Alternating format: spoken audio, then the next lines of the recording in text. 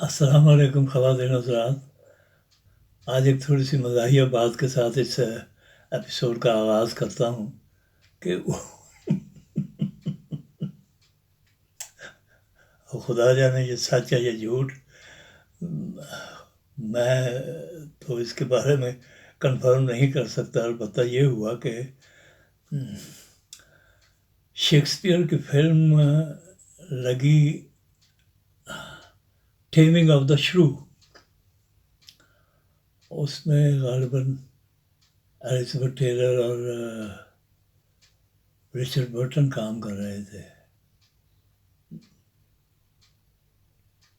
پکی طرح تو یاد نہیں لیکن غالباً یہ دونوں تھے اس میں. تو وہ جمیل بسمل بھی وہ فلم دیکھ کے آیا اور ننا بھی دیکھ کے آیا. تو اب ننا ایک دن بیٹھا ہوا کینٹین میں تو ہنس ہنس کے اس کا برا حال ہو رہا ہے. تو اس نے ہم نے سب نے پوچھا کہ کیا ہو گیا بھائی, کیوں, کیا دیکھ لیا, یہ کیا سن لیا. تو کہنے لگا کہ میں نے کچھ نہیں دیکھا. دیکھا تو خیر میں نے بھی ہے لیکن یہ جمیل بسمل فلم دیکھ کے آیا ہے.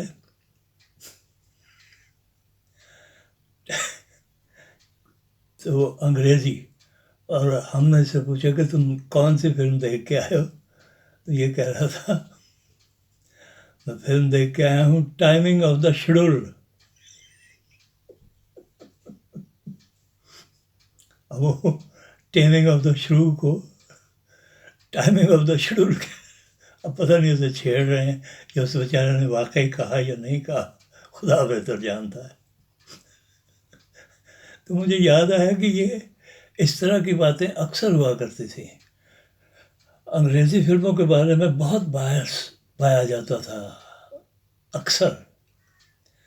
لیکن مجھے پروفیسر ہمارے ایک انگریزی کے ہوا کرتے تھے منہاج صاحب. تو وہ پڑھاتے پڑھاتے بعض اوقات ایک دم کسی اور ہی ٹاپک پہ چلے جایا کرتے تھے. تو غالباً وہ اولیور ٹوسٹ پڑھا رہے تھے یا کیا تھا, کوئی ناول تھا یا کوئی اور پروز تھی, کوئی سٹوری تھی, شارٹ سٹوری. تو پڑھاتے پڑھاتے ایک دم انہوں نے کتاب آندھی ماری. یہ ان کا خاص سٹائل تھا, کتاب آندھی مار دیا کرتے تھے اور ایسے بیٹھ جایا کرتے تھے. اور پھر ہمیں کوئی ورڈ آف ایڈوائز بڑا خوبصورت دیا کرتے تھے. تو اس دن انہوں نے کہا کہ دیکھو ایک بات یاد رکھو اور یہ تمہارے بہت کام آئے گی, کہ آپ نے جس شعبے میں بھی جانا ہے اس کے جو فرسٹ ریٹ اگزامپلس ہیں ہمیشہ ان کو اپنے سامنے رکھو.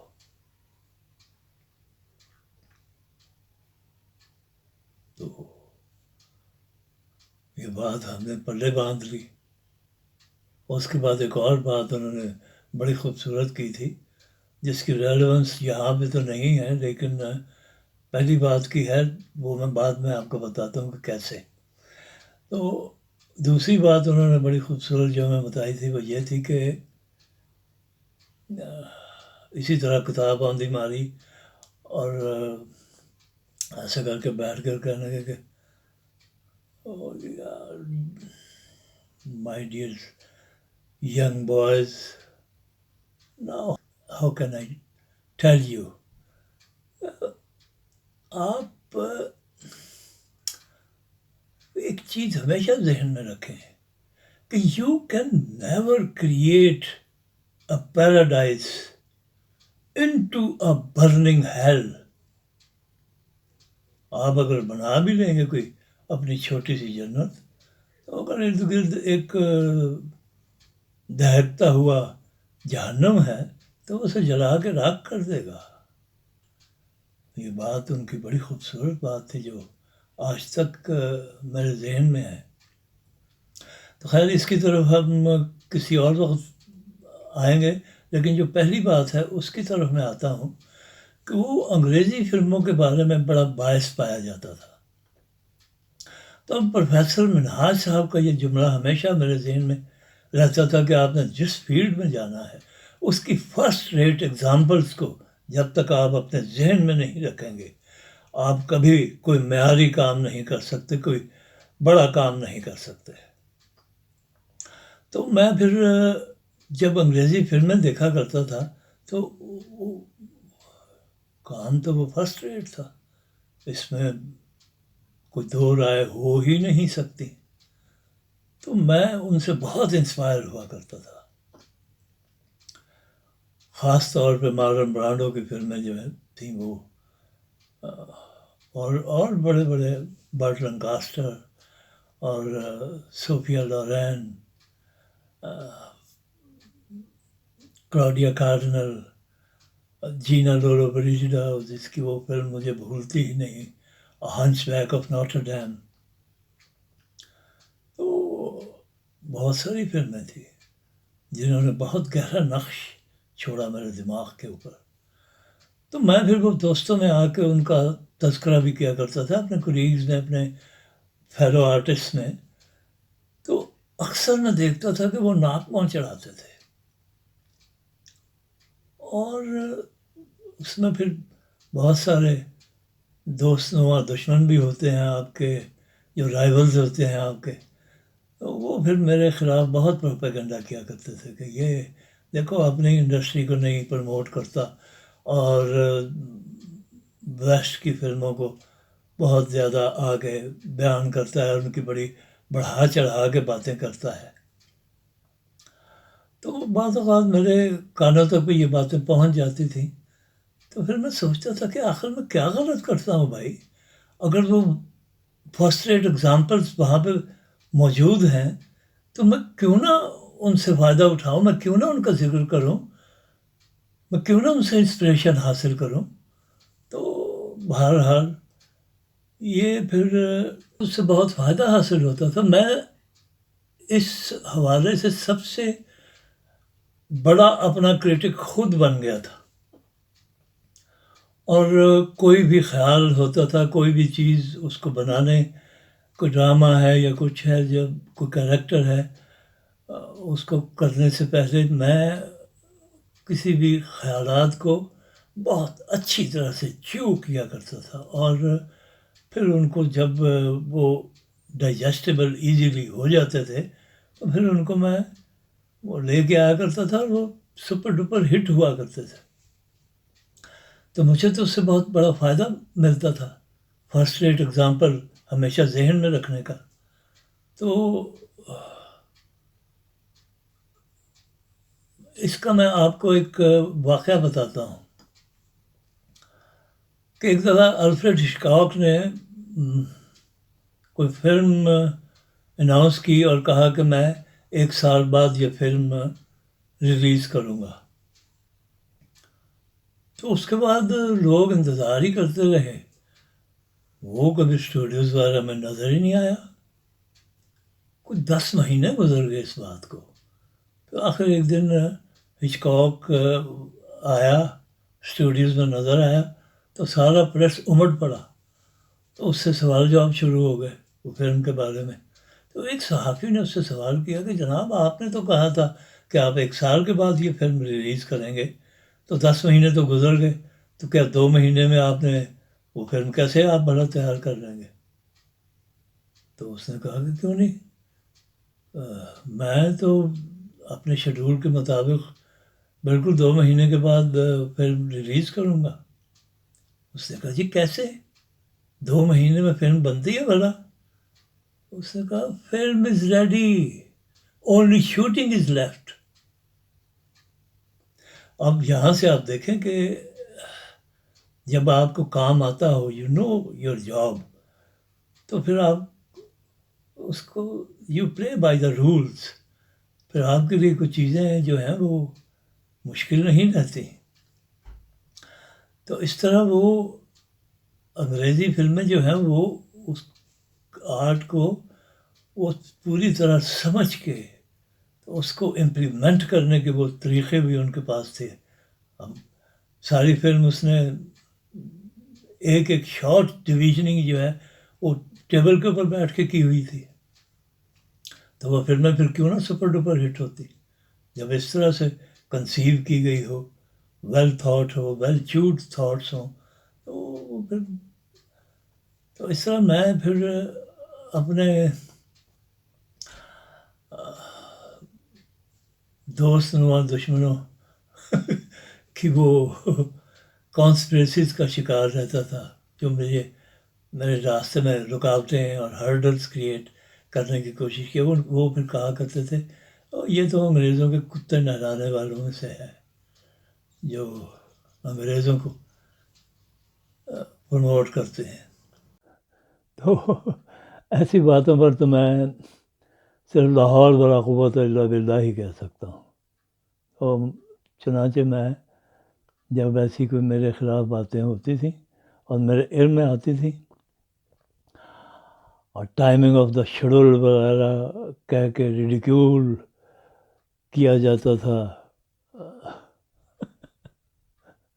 بہت اعلیٰ پائے کے آرٹ کو، تو مجھے دکھ ہوتا تھا اور میں لاہور ہی پڑھ لیا کرتا تھا، لا حول ولا قوت الا باللہ العلی العظیم.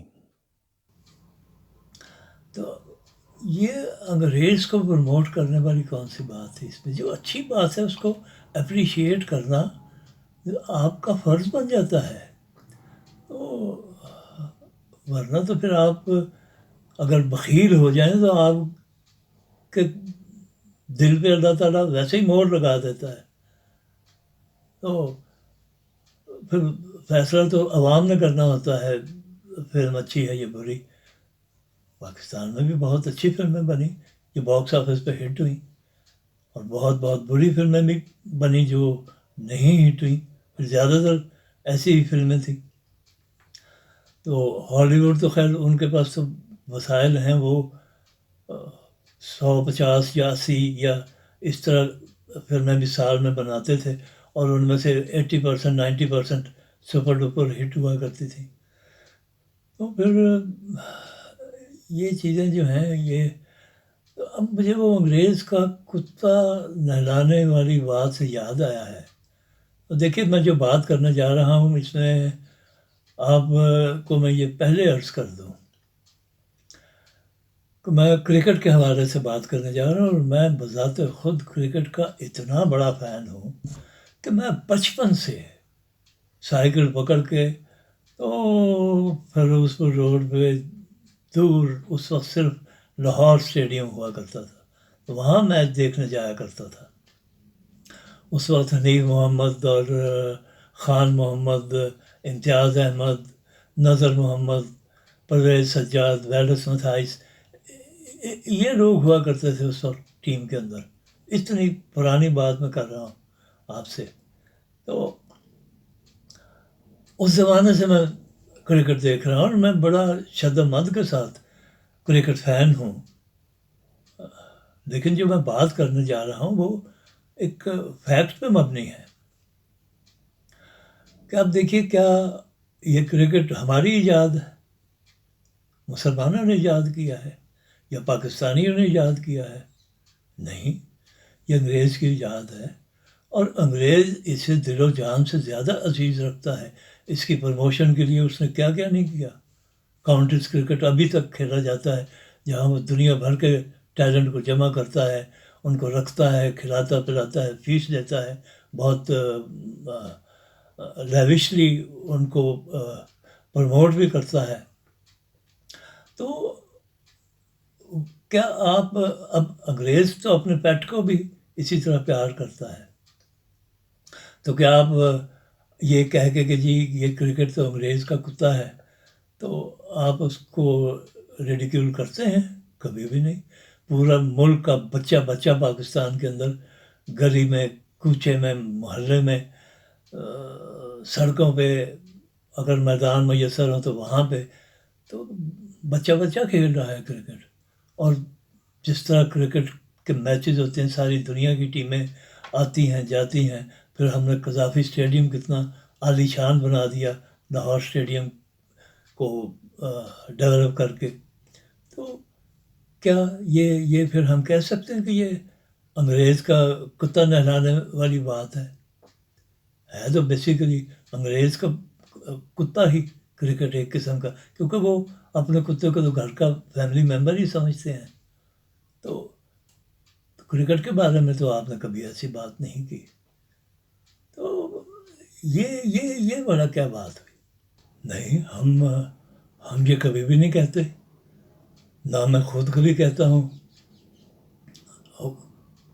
میرے اوپر یہ کہ جی دیکھو پاکستانی فلموں میں کیا ہیرو ہیروئنیں اور مکالمہ نگار رائٹرز اور ڈائریکٹرز اور وہ سب کچھ نہیں ہوتا.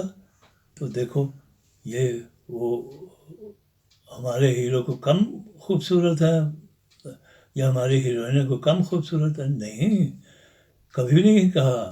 ہمارے ہیروز بھی بڑے اسٹائلش ہیروز رہے ہیں اور بڑے خوبصورت اور دبنگ ایکٹر بھی تھے، اور ایکٹریسز بھی ہماری بہت زبردست تھیں. کبھی نہیں کہا. لیکن بات یہ ہے کہ موازنہ جب کیا جائے ان کے آرٹ ورک کا اور ہمارے آرٹ ورک کا، ان کی ٹیکنیک کا اور ہماری ٹیکنیک کا، تو پھر وہاں بہت ڈفرینس نظر آتا ہے. تو میں تو صرف فرسٹ ریٹ ایگزامپل کی وجہ سے ان کو فالو کرتا تھا. تو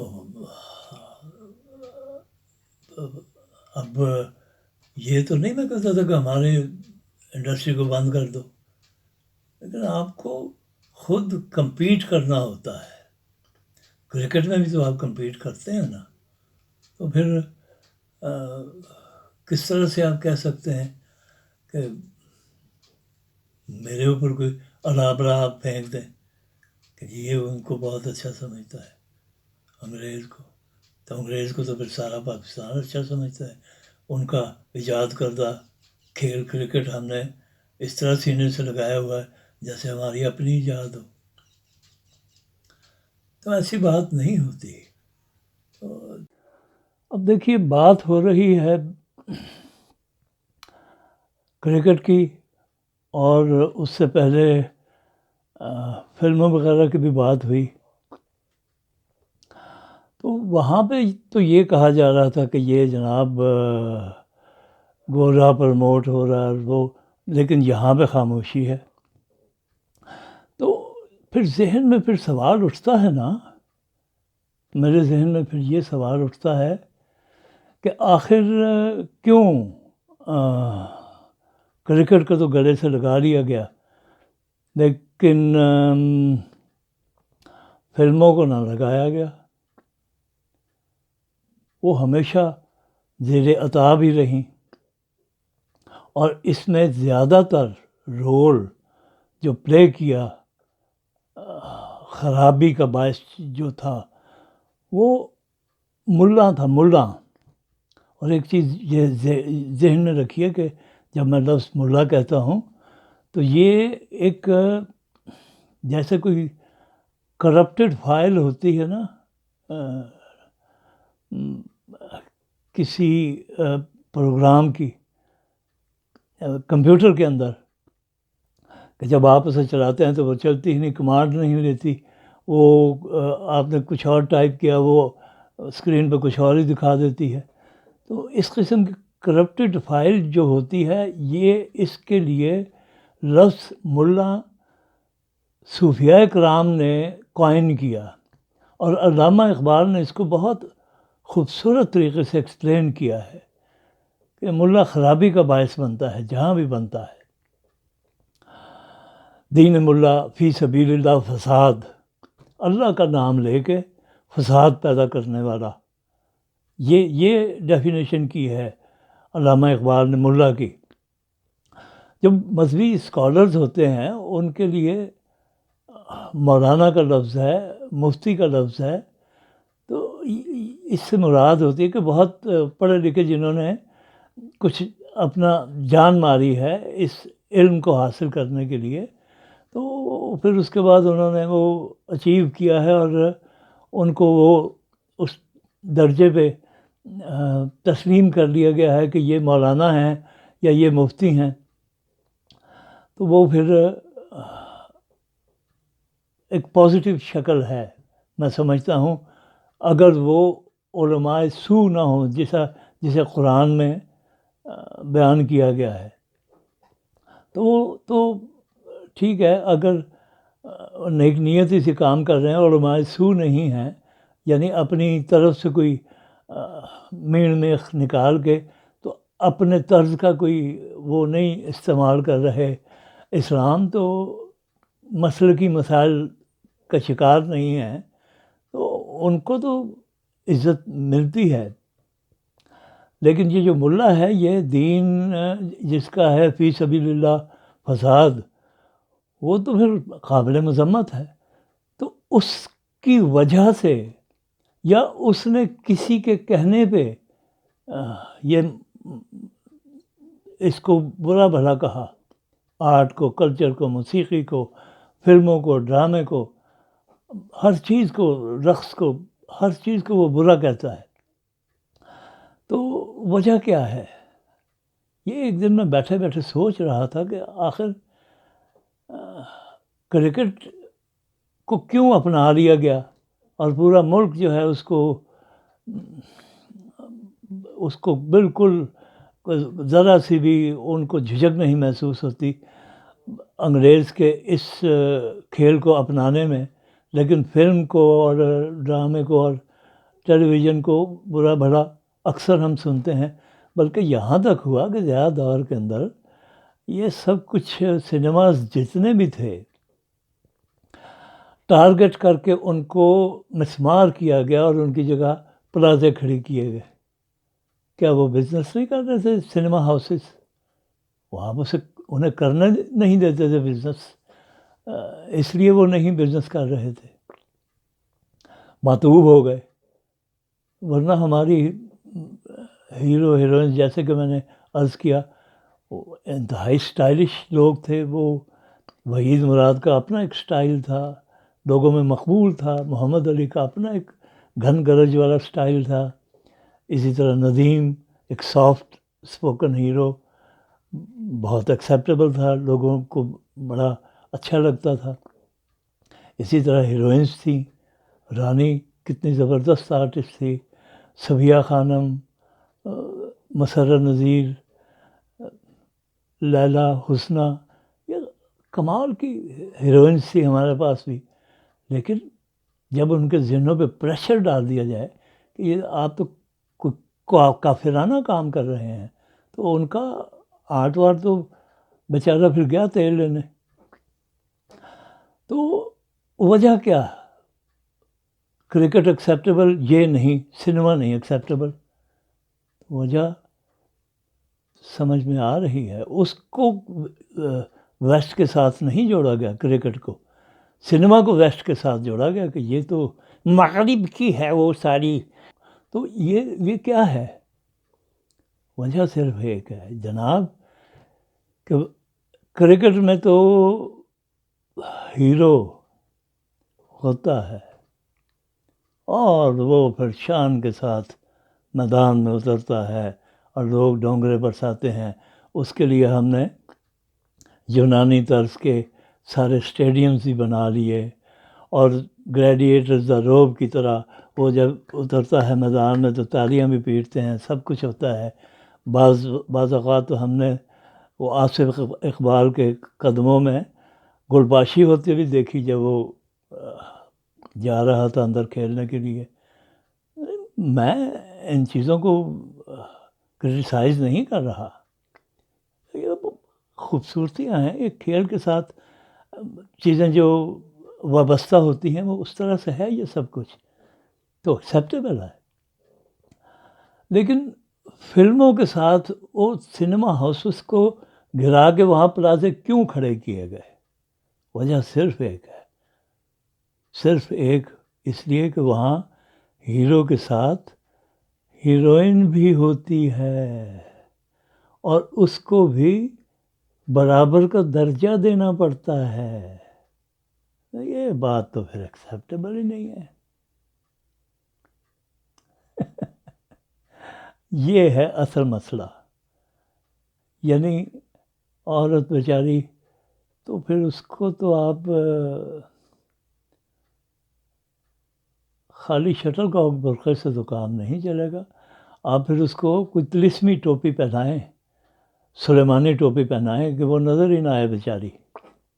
کہاں نظر آتی ہے جسے یہ کہہ دیا جائے کہ تمہارا کام صرف چادر اور چار دیواری کے اندر ہے، اس کے باہر تم نے کچھ بھی نہیں کرنا. تو پھر کیا آپ عورت کو صرف ایک برتنے کی چیز اور بچے پالنے کی مشین اور گھر کے اندر جھاڑو پونچھا، کھانا پکانا اور مردوں کے آگے پیچھے پھرنا، بس اسی کام کے لیے رکھا ہوا ہے؟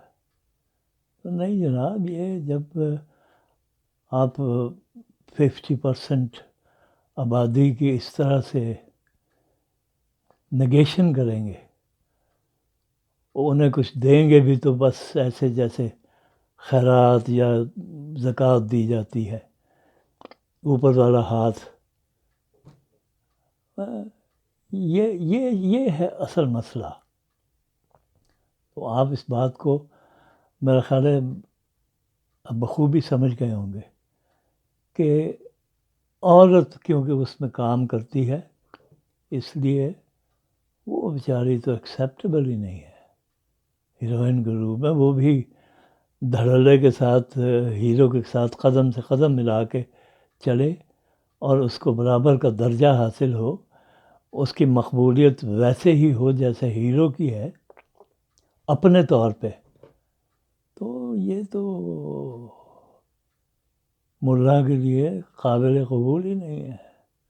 اور ملا کس کے کہنے پہ چلتا ہے وہ بھی سب کو پتہ ہے. سب جانتے ہیں کہ وہ کیا چیزیں ہیں جو اس سوسائٹی کی بربادی کا باعث بنی. اب اسلام کی بات آ جائے گی بیچ میں کہ جی جناب یہ تو اسلام ہے اور یہ ہے اور وہ.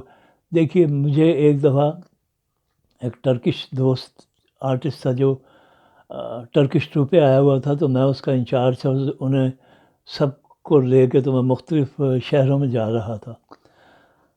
تو اس سے پہلے میں بھی بہت زیادہ کنفیوز رہا کرتا تھا کہ یار یہ پتہ نہیں اب ہم ٹھیک کر رہے ہیں نہیں کر رہے ہیں. لیکن پھر بھی بہت سارے علماء نے ان سب چیزوں کو جائز بھی قرار دے رکھا تھا، لیکن بہرحال ایک کشمکش اندر رہتی تھی. تو اس کے ساتھ میں نے بات کی، تھوڑی فرصت ملی تو ایک دن بیٹھے ہوئے تو میں نے اس سے کہا کہ یار یہ تم لوگ تو بڑے مزے سے ڈانسز بھی کرتے جس میں عورتیں بھی ہیں مرد بھی ہیں، ملبوسات بھی اتنے کوئی ریسٹرکشن والے نہیں ہیں. تو آپ کپل ڈانس بھی کرتے ہیں، گروپ ڈانس بھی کرتے ہیں جس میں عورتیں مرد سب ہوتے ہیں. تو ہمارے ہاں تو اس قسم کا کانسیپٹ نہیں ہے، ہمیں تو بہت زیادہ ریسٹرکشنز کا سامنا کرنا پڑتا ہے. تو وہ ہنس پڑا، کہنے لگا دیکھو ایک ہے اسلام اور دوسرا ہے پولیٹیکل اسلام. میں نے کہا کیا؟ کہ ہاں یہ بات سمجھنے کی کوشش کرو، اسلام میں تو یہ سب چیزیں حرام نہیں ہیں، تو پھر تم کیوں ریسٹرکشنز کا شکار ہو؟ تو ایک دم جیسے میرے ذہن میں ایک جھماکا سا ہوا، تو ہر چیز شیشے کی طرح میرے سامنے کلیئر ہو کے آ گئی کہ اوہو یہ تو پالیٹکس ہے. پہلی دفعہ مجھے پتہ چلا کہ اسلام کو پالیٹکس کے لیے استعمال کیا جا رہا ہے، اور وہ اویئر تھا، میں اویئر نہیں تھا. اس نے مجھے یہ اویئرنس دی جس کے لیے میں ساری زندگی اس کا مشکور رہا ہوں. اس نے میری آنکھیں کھول دی. پہلے مجھے یہ شعور ہی نہیں تھا کہ اسلام کو سیاست کے لیے استعمال کیا جا رہا ہے. میں سوچتا تھا مذہب تو پھر مذہب ہے، تو بہت کنفیوژن کہ بہت سارے مولوی موسیقی تک کو حرام قرار دیتے ہیں اور یہ وہ، تو پھر وہ ساری بات کلیئر ہو کے سامنے آ گئی.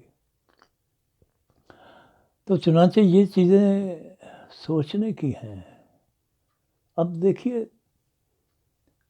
2022 چل رہا ہے، 21ویں صدی کی 2 دہائیاں گزر چکی ہیں،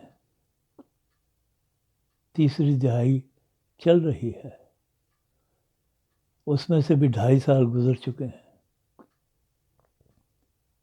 تو ہم ابھی تک ایسی الجھنوں کو سلجھا ہی نہیں سکے. تو خدا کے لیے عورتوں بیچاریوں کی جان چھوڑ دیں. پھر یہی ہوتا نا، مجھے یاد ہے کہ ایوب دور میں تو اس نے مولویوں کو ذرا کسی حساب کتاب میں رکھا ہوا تھا، لیکن پھر زیادہ نے تو جو کھلا چھوڑا ہے تو المان و الحفیظ. تو ایوب دور کا مجھے یاد ہے کہ فلیٹیز ہوٹل میں وہ ڈنر ڈانس ہوا کرتا تھا.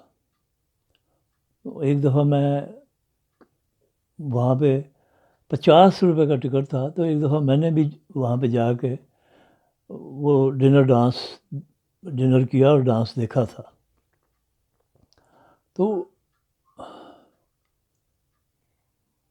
یعنی وہ ایک بڑا خوبصورت سا ماحول تھا. جو لوگ افورڈ کر سکتے تھے آئے ہوئے تھے، 50 روپے خرچ کر کے ڈنر بھی کھا رہے تھے، ڈانس بھی، اس میں فیملیز بھی شامل تھیں. ڈنر ٹیبل انہوں نے بک کروائی ہوئی، بیٹھے ہوئے گپ بھی لگا رہے ہیں، ساتھ وہ ایک خاتون رقص بھی کر رہی ہے. تو